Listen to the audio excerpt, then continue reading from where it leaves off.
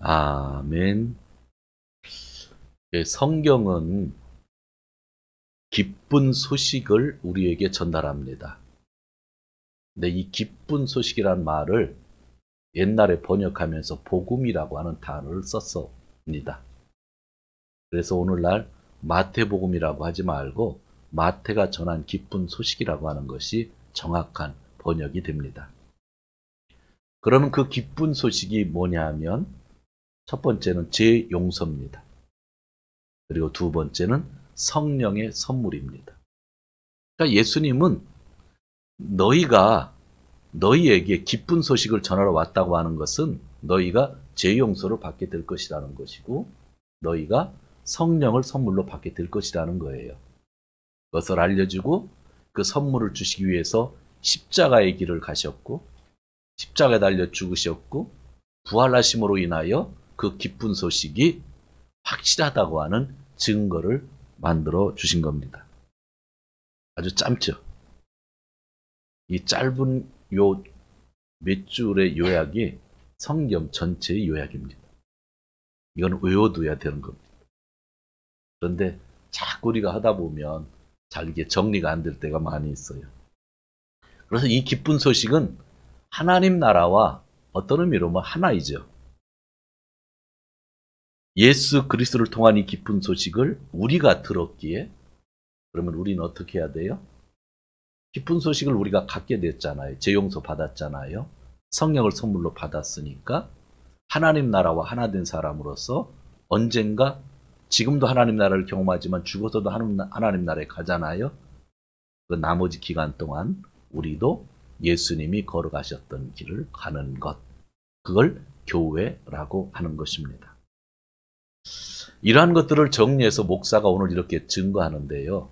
여러분들은 이것을 설교라고 하죠. 그런데 설교는 두 가지 기능이 있어요. 헬라어로 케리그마라고 하기도 하고 또 하나는 디다케라고도 합니다. 케리그마는 선포입니다. 선포. 그리고 디다케는 가르침입니다. 교육. 그래서 설교에는 선포의 기능이 있고 가르침의 기능이 있죠. 저는 이 가르침의 기능을 좀 많이 넣고 있어요. 아마 제가 은퇴하기 2, 3년 전에는 선포만 하려고 합니다. 그때 더 가르쳐야 무슨 의미가 있겠어요.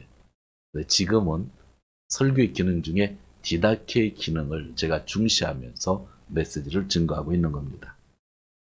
그런데 잘못하면 자기 이야기나 상대방의 마음을 사려고 하는 연설로 전락할 수가 있는 겁니다. 설교랑 연설은 틀린데 사람들은 어디에 열광하는지 아세요? 설교에 열광하지 않고 연설에 열광하는 겁니다. 그래서 가끔 설교 잘한다는 목사님의 설교를 들어보면 연설이지 설교가 아닌 경우가 많이 있는 거예요. 이거를 우리가 구분할 수 있어야 되는 거예요. 청중들에게 인기 있는 것은 연설이기 때문에 또 목사님들도 연설 쪽으로 방향을 돌릴 때가 많이 있어요. 그리고 특히 인기 없는 거는 선포는 그래도 인기가 있어요. 복음에 대한 것을 강하게 이야기하니까. 심플하게. 근데 교육에 대한 설교가 제일 인기가 없어요. 오늘도 설교 들으러 갔더니 목사님이 가르치기만 하더라. 그렇게 돼서 마음이 답답한 거예요. 어쩔 수 없어요. 여러분들 제가 은퇴할 때까지는 그 마음 갖고 살다가 제 후임이 오시면 좀 바꿔주세요 라고 하세요. 저도 그런 얘기 할게요. 특히 자기가 가지고 있는 이념 등의 이야기는 목사와 청중을 하나로 만들어줄 수 있는 끈끈한 관계를 가져다 줍니다. 그래서 목사와 내가 이념이 맞으면 절대로 끊어지지 아니하는 거예요. 그런데 이 이념 같은 것도 연설을 통해서 많이 이야기를 하고 있죠. 요즘은 주일 예배를 중심으로 모임을 갖기에 교육의 기회가 예전같이 충분하지가 않아요. 그렇죠. 이게 세상이 변하다 보면 이전에는 그냥 시골 동네에 예배당이 있어서 지나가다 들리고 뭐하다 들리고 뭐 무배에다가 목사님 드세요 들리고 그냥 쌀 한 푸대 갖고 오고 막 그리고 이따 교회 와서 찬양하다 가고 기도하다 가고 또 목사님이랑 얘기하다가 또 교육받고 그랬거든요. 지금 저희 교회 성도님들 온라인으로도 예배 드리시지만 또 여기 참석하신 분도 1시간 동안 오신 분이 있고 1시간 반 돼서 오신 분도 있고 가까운 거리가 30분 거리 그런 분들이다 보니까 주일 외에는 특별하게 제가 오십시오 하지 않는 한은 만날 기회가 없잖아요. 자연스럽게 교육의 기회가 없어지죠. 그러니까 저는 이러면 안 되겠다 해서 설교를 할 때 교육적인 내용을 많이 하는 이유가 여기에 있는 거예요. 제가 시골에서 예전 같은 삶 속이라고 하면 굳이 주일날 교육 설교할 필요가 없잖아요. 평일날 다 가능하니까. 그런 의미에 있어서 이런 설교는 디다케의 기능, 캐리그마의 기능이 있고 우리가 조심해야 될 것은 연설이라고 하는 것, 이념이라고 하는 것들, 그런 것들을 조심해야 되는 겁니다. 예수님의 기쁜 소식은 이 세상의 삶의 현장에서 주어졌습니다. 이 세상의 삶의 현장은 불쌍한 사람이 참 많았잖아요. 불쌍한 사람들을 고쳐주시면서 예수님이 가르치시고 가르치는 가운데서 선포되었다는 것을 여러분들이 기억해야 돼요. 마태복음 할 때 예수님은 반드시 가르치셨다고 그랬어요. 근데 가르치시면서 뭐 했어요? 선포한 거예요. 그러니까 예수님의 설교는 디다케랑 뭐예요? 캐리그마가 다 있었던 거예요. 그러나 그것을 전하는 삶의 현장이 너무나 불쌍한 사람들이 많기 때문에 그들을 받아주시면서 고쳐주시면서 위로하시면서 예수님이 활동을 하셨죠. 기쁜 소식을 위해서. 그리고 십자가의 길을 가셨고 부활하셨다고 얘기하는 겁니다. 지난주 16장의 말씀들을 보았는데 예수님이 친히 세우시겠다고 하는 교회가 있었잖아요. 그 교회가 무엇인가? 하나님의 백성이라고 했잖아요. 성삼위일체 하나님을 제가 이야기하면서 하는 거예요. 하나님의 백성. 그리스도의 몸.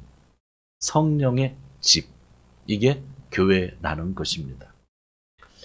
이 교회는 통일성이 있고 거룩성이 있고 보편성이 있고 사도성이 있다고 했는데 이것이 교회의 본질입니다. 이러한 본질을 가지고 있는 교회는 선교에 순종하면서 생명을 유지하고 있습니다. 본질이 있다고 하는 것을 알고 있는데 그 본질이 죽지 않기 위해서는 우리가 뭐를 해야 된다? 선교를 해야 된다. 선교에 순종해야 된다. 그렇게 말했습니다. 여러분 선교 없이 하나가 되면 어떻게 되는지 아세요? 교회라는 이름을 가지고 있어도 친목단체가 되는 겁니다. 선교가 없는 공동체는 친목단체입니다. 선교 없이 거룩성을 이야기하면 수도원. 기억하시죠? 수도원이 이 동네에 있어요? 산에 있어요? 산에 많잖아요. 수도원. 그리고 신비주의 단체가 되는 겁니다. 선교 없이 거룩성만을 얘기하면.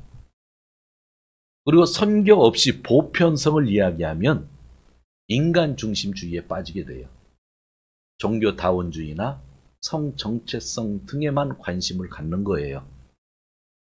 선교 없이 보편성만 강조하니까 그러는 거예요. 그리고 선교 없이 사도성을 강조하면 사도적 계승에 따라서 우리 교회가 세워진 거니까 선교에 대한 얘기를 빼버리면 옛날 유대인들처럼 선민의식을 갖게 되고 원의주의에 빠지게 되는 거예요.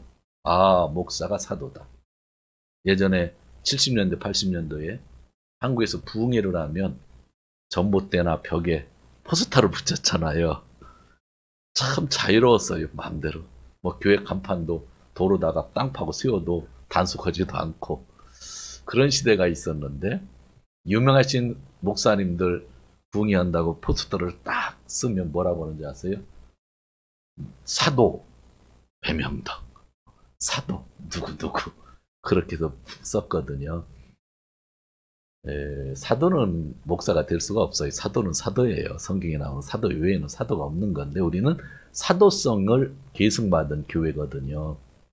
그런데 선교를 잃어버리면은요, 그렇게 된다는 거예요. 그냥 권위주의만 강조하게 된다는 거예요. 저는 요즘 두 교회를 담당하고 있는데, 동경기독교회는 담임 목사로, 후지 예수사랑교회는 치리 목사로 담당하고 있습니다. 두 교회는 보편성을 가지고 있습니다. 두 교회는 모두 다 하나님의 백성이고 그리스도의 몸이고 성령의 전이기에 구별되지 않습니다. 예수님이 그러셨잖아요. 이방인들끼리도 자기들끼리는 사랑한다, 그런 얘기 하신 적 있잖아요. 사랑도 중요한 건 보편적인 사랑이 중요한 겁니다.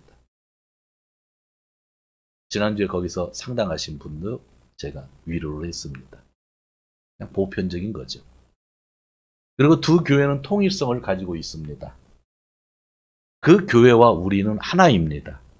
왜 하나이냐면 같은 하나님의 백성이고 같은 그리스도의 몸이고 같은 성령의 집이기 때문에 우리는 하나, 통일성을 가지고 있는 것입니다. 그런데 한 가지, 이 하나됨의 개념을 이야기할 때에 우리는 신앙 안에서 관계라고 하는 단어를 주의 깊게 보아야 됩니다.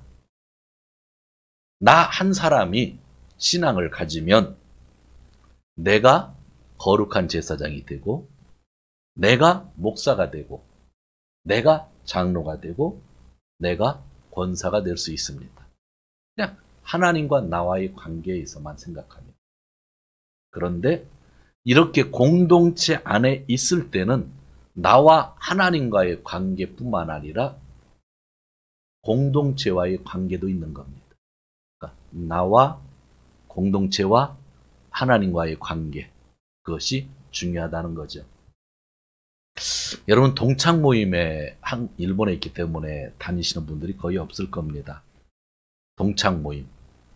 저는 초등학교 동창 모임은 가본 적도 없고 중학교 동창 모임도 가본 적은 없고 고등학교도 가본 적은 없는데 고등학교 때 같은 반 했던 친구들을 몇 년에 한 번씩 이렇게 몇 명만 만나본 적이 있습니다. 다행히 제가 목사라는 걸 알고 술 먹으러 가는 집으로 안 갑니다. 그 친구들이. 그것만 해도 감사하잖아요. 군대 동기도 있는데 군대 동기들은 이상하게 이렇게 음식점 가면 술을 한 잔씩 먹더라고요. 그런데 어느 모임에 가든 친구들한테 얘기하죠. 야, 기도하자 하고 기도하고 밥을 먹죠. 그러니까 술 먹는 친구는 기도하고 술 먹는 겁니다. 그러면서 그 자리에서 저는 그냥 오차 먹으면서 이것저것 교회 얘기를 하죠. 그 친구들은 어떤 경제 얘기를 한다든지 정치 얘기를 많이 하죠. 신학과 동기들이 있습니다. 신학교를 다녔으니까. 여러분들에겐 실업인 모임이 있고 또 향후회 모임이 있잖아요.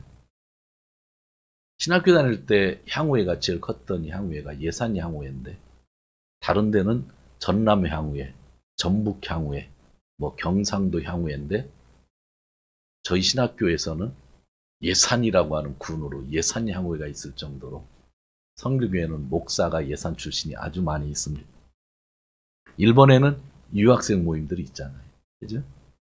또 변호사협회가 있고 의사협회가 있고 교수협회가 있습니다. 모임에 참석을 하면 서로 많이 변했고 또 맞지 않는 성격의 사람도 만나죠. 어느 때는 돈도 들고 그저 만나면 좋을 때도 있지만 또 스트레스 될 수도 있지만 대체적으로는 그럭저럭 기쁘고 스트레스를 풀고 무엇인가 나를 위해 도움이 되었다고 생각을 하는 거죠. 국민학교 동창을 만나면 50년 만에 만나도 어제 만난 같은 사람이라고 그렇게 친근감이 생긴다고 합니다. 그게 참 이상한 것 같아요. 이러한 모임에서도 하나 될 수 있는 통일성을 강조할 수가 있습니다. 그렇죠. 우리는 하나다. 우리는 충청도다. 그거죠. 우리는 강원도다. 우리는 서울대학이다. 막 그런 거. 우리는 동경대학이다. 신학과니까 우리는 신학과다. 그런 거죠.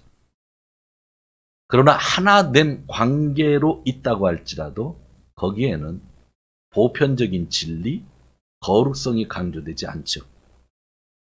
여러분의 동창회 갔는데 보편적인 진리를 강조하는데 봤어요? 거룩성을 강조하는 거 보셨어요? 동창회 가면 제일 많이 타락하잖아요. 그리고 사도적 계승이 이야기되는 것은 아니죠. 당연히 선교에 순종하지를 않죠. 물론 거기서 만났던 사람을 교회 안에서 만나면 정말 반갑습니다. 더 친근하고. 그러나 교회 안에서 동창을 만나도, 같은 고향 사람을 만나서 반가워도, 같은 직업의 사람을 만나 아픔을 같이 나누어도 그것은 교회 본질과는 관계가 없는 것.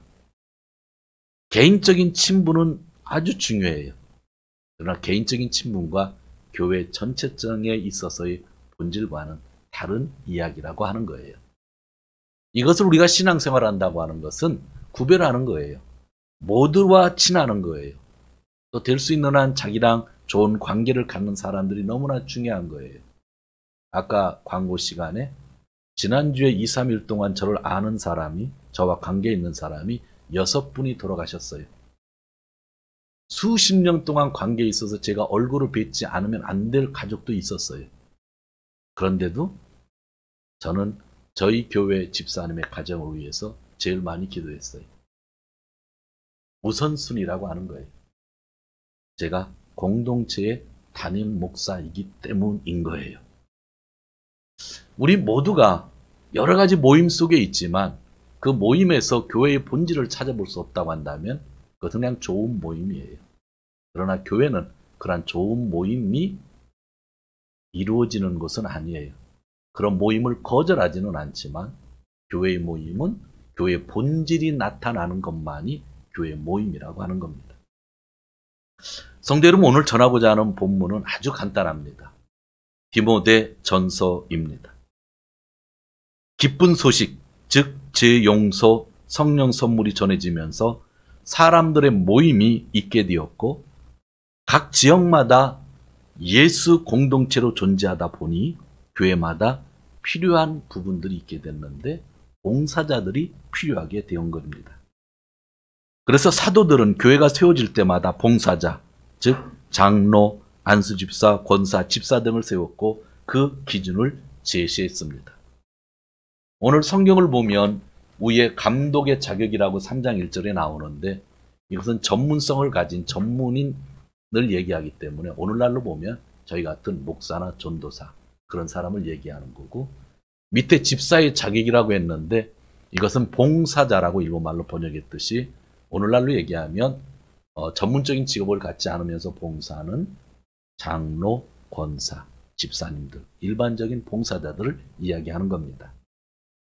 위에는 좀 더 엄격하게 써 있지만 오늘은 봉사자의 자격에 대해서 한번 보려고 하는데 8절에 뭐라고 되어 있어요? 이와 같이 집사들도입니다.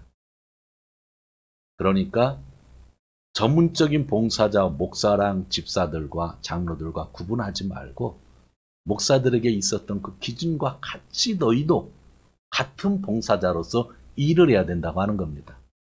많은 사람들은 목사는 이런 봉사를 해야 되고 성도는 이런 봉사를 해야 된다고 이렇게 끊는데 성경은 그렇게 끊지를 않아요. 뭘로 연결시켜서 이와 같이라고 하는 말로 연결을 시고 있는 겁니다.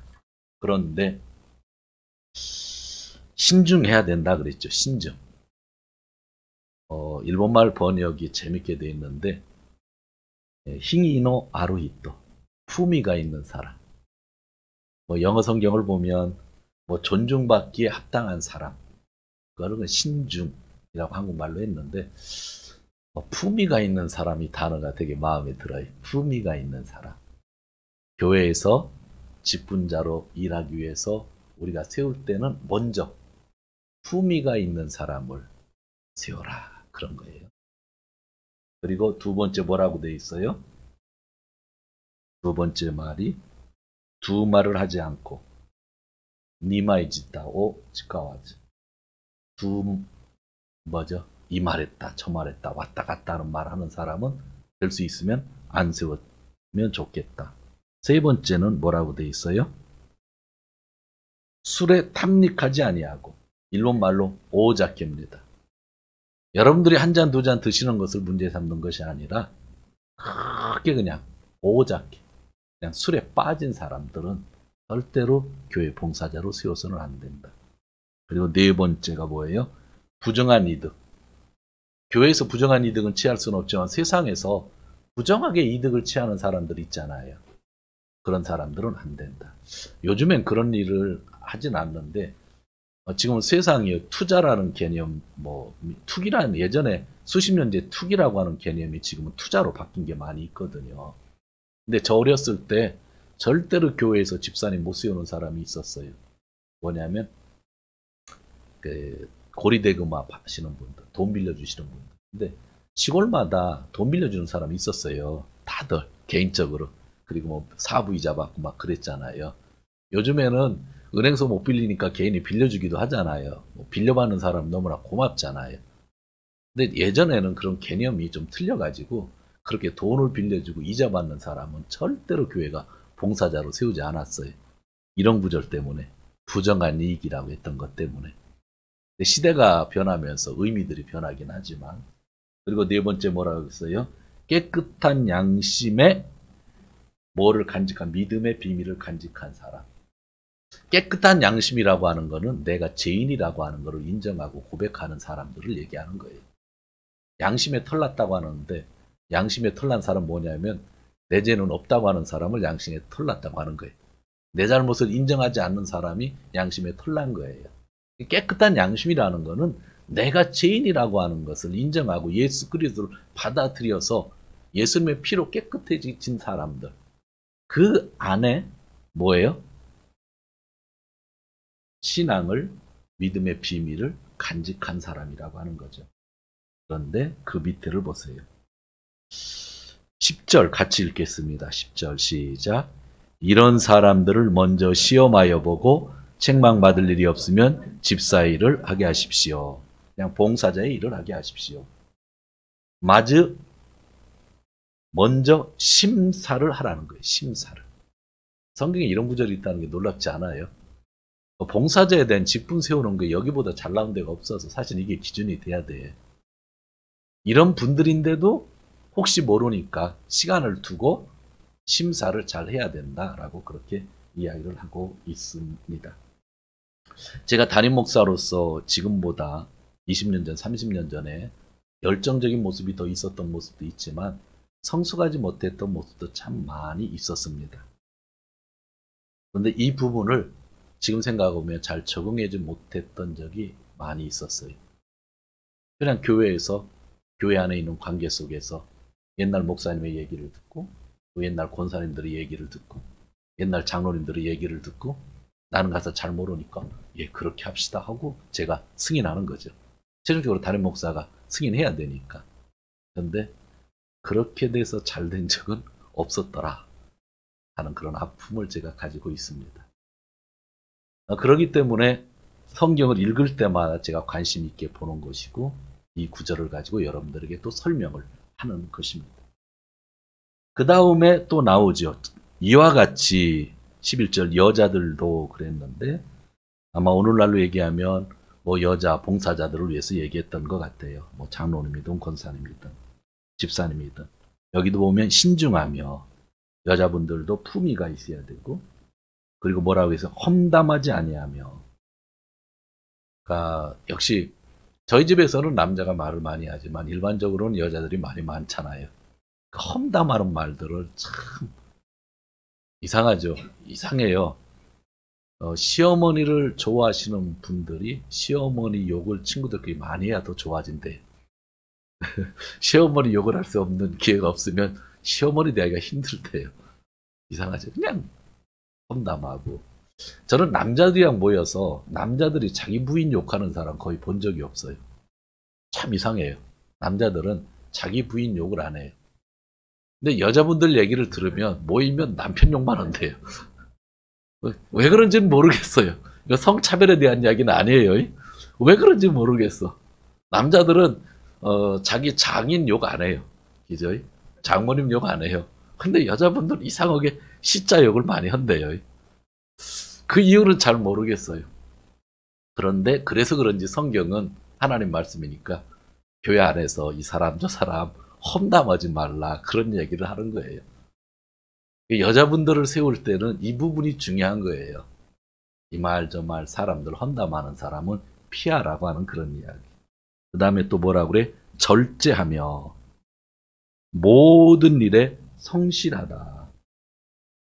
그래서 저는 입만 열면 자기를 알아달라고 또 이렇게 부정적인 얘기를 하는 분들, 저는 특히 배우자를 무시하는 사람들, 일할 때만 쏙 빠지는 사람들, 될 수 있는 한 봉사자로 세우려고 하지 않습니다. 제가 수십 년 동안요 많이 겪어봤어요.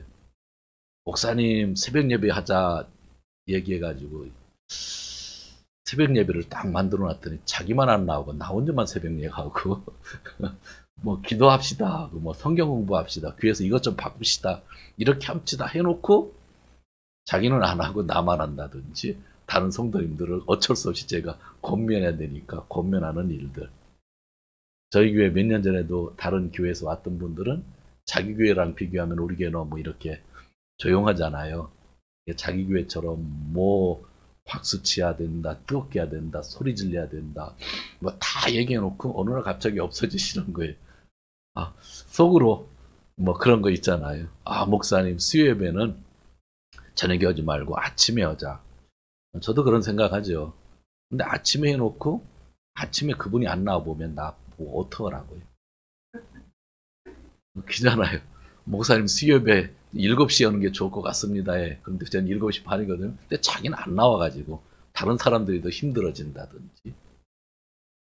우리가 봉사를 하면서도 충실해야 되는데 그런 충실하지 않을 때가 있는 거예요. 아주 간편한 예지만. 그런데 성경은 여기에서 봉사자들에게, 여러분 다 봉사자들이에요. 봉사자들에게 한 가지 더 강조하는 것이 있어요. 그것이 12절입니다. 같이 읽겠습니다. 집사들은 한 아내의 남편이며 자녀와 자기 가정을 잘 다스리는 사람이라야 합니다. 이 이야기를 잘 하지 않는데 성경에서 봉사자의 기준은 자기 가정을 잘 다스려야 된다 이야기를 합니다. 여러분, 당시 상황 가운데 부인을 한 사람으로만 한다는 것은 쉬운 일 아니었어요. 여러분, 한 200년, 300년 전에 조선시대에 부인을 한 사람만 한다고 하는 것이 그게 쉬운 일이 아니었어요. 돈이 없는 사람이나 부인 한 사람이었고 조금만 살만하면 부인이 많았어요. 처첩이. 그게 몇백 년 전이에요. 몇백 년 전. 몇백 년도 아니고 저 어렸을 때도 그렇게 참 많았어요. 법적으로 문제도 안 됐고.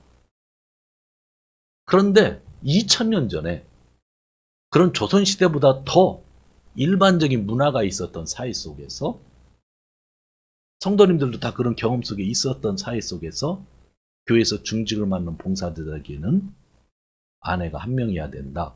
성경에 써 있는 건데, 여러분들이 자꾸 지금 2000년을 사는, 2020년을 사는 지금의 관점으로 아타레마이지 하잖아요. 아타레마이가 아니라니까요. 200년 전에도 부인을 여러 명 거느리는 풍습이 있었고 전혀 죄가 되지 않았고, 제가 어렸을 때만 해도 그런 분들이 참 많았고, 이 로마 시대에도 당연하죠. 노예들도 많을 때라 첩으로 삼던 것들이 많았던 그 시대에 교회의 봉사자만큼은 아내가 한 명이어야 된다고 하는 것은 뭐죠? 되게 힘든 일이었던 거예요. 그거 넘어선다고 하는 것, 지킨다고 하는 것은 너무나 힘든 기준이었죠. 우리 성경을 읽을 때 이전으로 돌아가야 되는 거예요. 그럼 오늘날 예수님이, 하나님이 이런 기준 비슷한 걸 주신다고 하면 어떤 기준을 주실까를 한번 생각해 봐야 되는 거예요. 성경은 봉사자의 기준을 가정에 두었다. 그건 변하지 않죠.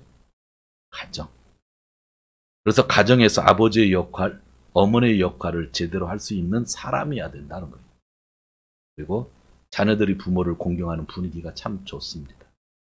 저는 우리 집사님들, 여러분들과 신방에서 얘기를 듣는데, 자녀들이 부모님을 공경하는 이야기를 들으면은요, 너무 기분이 좋아요. 제가 아버지라 그런가 봐요. 그죠? 그런 가정은 문제 없다 저는 생각을 해요. 아버지가 엄격하건 어머니가 잔소리가 많건 자녀들이 부모님에게 이렇게 관심을 갖고 잘하는 자녀들 얘기를 들으면 마음이 뜨거워지고요. 그분의 성격, 그분의 행동 뭐 그런 거 다 잊어져요.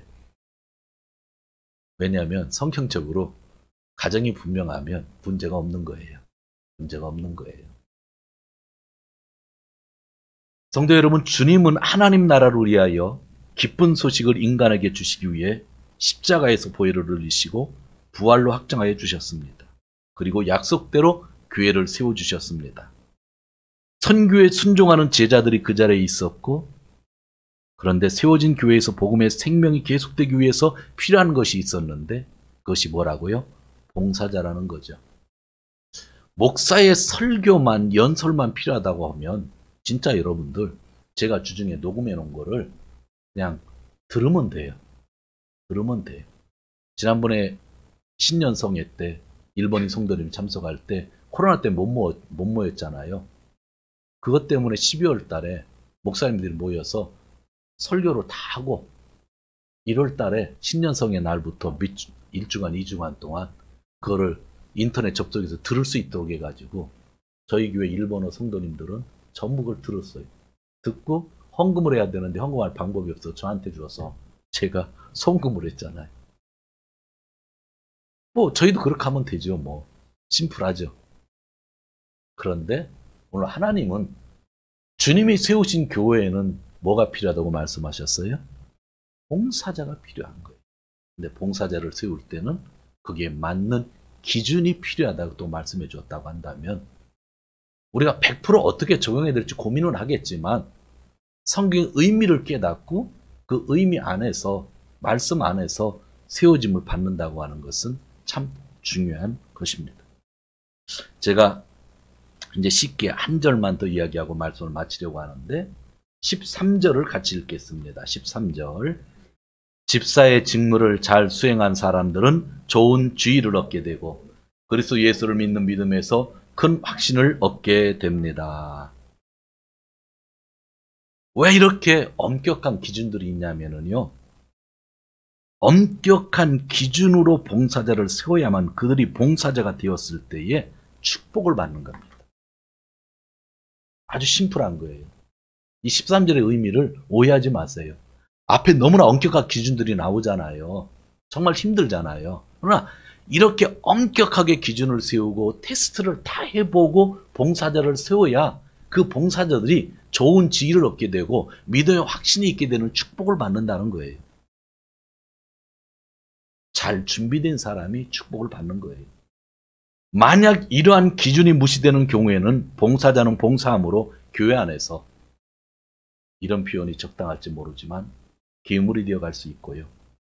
그런 봉사자의 직분이 없을 때보다 신앙이 더 떨어지게 되는 거고요. 그런 직분을 가지지 않고 교회 생활하는 것이 더 좋았을 것입니다. 목사가 되면 안 되는 사람이 목사가 되고 싶어서 되잖아요. 그러면요. 자기도 죽고 자기 가정도 죽고 교회도 죽는 거예요.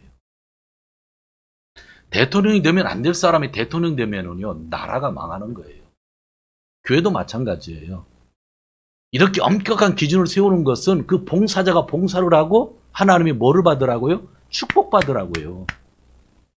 기준이 엄격해서 여러분들을 어렵게 하는 게 아니라 이런 기준을 통과한 사람들이 세워져야 하나님 교회에서 봉사를 해도 축복이 된다는 거예요. 여러분 봉사하고 축복받고 싶잖아요. 그죠? 봉사했는데 노력했는데 저는 봉사자에게 하나님 이렇게 축복을 보장한다고 하는 것이 너무나 기쁜 거예요. 좋은 지위를 얻게 되고 믿음의 확신을 얻게 되는 것. 여러분들 평신도 때는 잘 다니다가 집사되고 믿음의 확신 떨어지신 분이 종종 있대요. 그때 조심하셔야 돼요. 몇 년 쉬었다가 다시 집사하셔야 돼요. 내가 집사되고 권사되고 장로 되면 믿음이 떨어지는 것이 아니라 믿음의 확신이 늘어나야 되는 거예요. 그래서 하나님이 처음부터 이런 엄격한 기준들을 놓고 우리가 같이 기도하게끔 만든다는 것입니다. 저희 동경기독교회에 봉사자가 필요합니다. 제가 목사로서 봉사를 하고 있습니다. 또 여러분들도 봉사자로서 이곳에 있습니다. 오늘 저희 바람이 있다고 하면 봉사자의 직분이 여러분에게 좋은 지혜를 얻게 하는 것, 또 신앙의 큰 확신이 되길 그렇게 기회가 되는 걸 원하는 것입니다. 열심히 일하고 축복받아야 되잖아요. 그렇지 않아요? 그것이 오늘 약속된 거예요. 후지 예수사랑교회에 어느 연세들이 한 성도님들이 한 15분 정도, 세리교회는 20분 넘는데 나오시는 것 같은데, 제가 설교를 가면 몇 분이 안 나오시는 분이 있어요. 안 나오시는 이유는 동경에서 왔기 때문에, 코로나 때문에 무서워서. 그런데 요즘 담임 목사님이 안 계시고 다 돌아가서 하시니까 담임 목사 모실 때까지 몇 분은 안 나오실 것 같아요. 그런데 대부분 또 저랑 나이가 비슷하고 저보다 많은 분들이에요. 그러니까 저나 우리 장로님들 나이 쪽에 있는 분들이에요. 그런데 또 시골에 오래 사신 분들이라 컴퓨터를 사용할지도 모르고 복사 같은 거 하는 것도 되게 어려움을 겪어요. 그래서 오시는 목사님들에게 제가 주보를 만들어 오라고 그랬는데, 그 교회에서 저희가 만들겠습니다 해가지고 너무 고맙더라고요. 그랬는데 젊은 집사님 부부가 계신데 30대예요. 근데 그분밖에 못 만들어요. 다른 성도님들은 못 만드는 거예요. 그분이 없으면 영상하기도 힘들고 되게 힘들어요. 그러다 보니까 일이 얼마나 집중되겠어요. 그런데 그분의 어머님이 한국에서 권사님이신데 참 젊은 나이에, 나이 한 70 정도 되셨나 돌아가셨어요. 이제 한국을 갔죠. 미리 임종할 걸 알고 미리 나가서 대기하다가 이제 장례를 어제 치렀는데, 저는요 교회 목사를 하면서 그 교회에서는 너무나 중요한 봉사자이고, 그 다음에 주보 만들던 분이니까 없으면 그날 주보 없어도 되고, 못 만들면 오시는 목사님한테 순서지 만들어 오라고 해도 되니까. 근데 그분이 주중에 저한테 2번, 3번 주보를 만들어서 파일로 보내주는 거예요. 근데 저도 봤는데 체크 안 해도 될 일인데, 보면 저도 체크하거든요. 봤는데 글자 몇 개 바꿔야 될 일들이 있었어요. 사람 이름이랑. 그걸 체크해 줬는데 최종적으로 어젯밤에 또 주보 원고가 온 거예요. 상을 치르면서 상 주고 장남인데, 그 바쁜 과정에 컴퓨터를 장례식장까지 갖고 갔겠죠. 사람들이 오지 않는 그 시간에, 자기가 잠깐 눈 붙일 수 있는 시간에 교회 주보를 만드는 거죠. 아마 오늘 그 주보를 그 교회가 쓰고 있을 거예요. 저는 안 해도 되고, 또 주보가 하루 한 주 없으면 어때요? 그렇죠? 그런데 그분은 그 교회에 성도님 많지도 않은데 주보가 없으면 너무 쓸쓸하니까, 내가 맡았던 거니까 그것을 하고 있는 거죠. 참 좋은 봉사자인 것 같지 않으세요? 그냥 오시는 목사님들한테 맡겨도 되고 제가 해도 되는 일이지만, 그렇게 책임을 지고 일하는 귀한 분이 계셨어요. 오늘 설교를 준비하면서 이렇게 맞은 거예요. 봉사자의 직책은요 참 귀중해요. 성경은 기준이 좀 엄격하지만 엄격했던 이유는 우리를 위한 거예요. 봉사를 하고 더 많은 축복을 받으라. 상 중에 그냥 자기가 장남이고 자기가 상 준데도 불구하고 교회가 머리에서 떠나지 아니하고, 내가 없으면 주보 만들 사람이 없으니까 만들었던 그 봉사의 직책. 아마 오늘 성경의 약속대로 하나님은 그분들에게 좋은 지혜를 주실 것이며, 그분들은 봉사하면서 더 신앙이 확신으로 그렇게 변할 거라고 생각하고 있어요.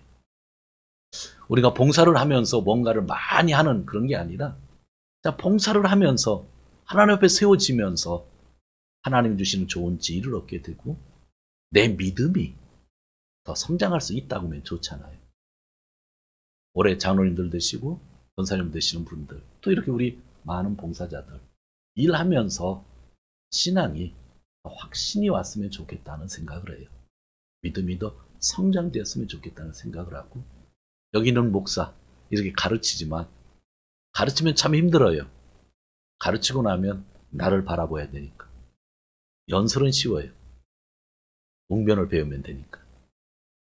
그리고 선포만 하는 것은 복음만 얘기하면 되니까 다른 교회 가서 부흥하기가 제일 쉬워요. 여러분들 다른 교회에서 제가 이야기하는 거 별로 못 봤죠? 이거랑 전혀 틀립니다. 틀립니다. 인기 많습니다. 여기저기서 아멘 소리 많이 나옵니다. 그런데 이런 책임 있는 설교를 하는 이유는 제가 우리 교회를 사랑하고 우리 교회가 정말 주님이 원하시는 본질 안에 있기를 원하는 것이고 저를 포함해서 우리 모두가 열심히 사역하고 봉사한 다음에 진짜 주님에게 축복을 받기를 원하기 때문이에요. 난 축복받았으면 좋겠어요. 사랑하신 성도님들, 이번 주간도 모두가 교회를 위한 귀한 봉사자가 되시기를 주님의 이름으로 축원드립니다. 이 시간 같이 기도하겠습니다.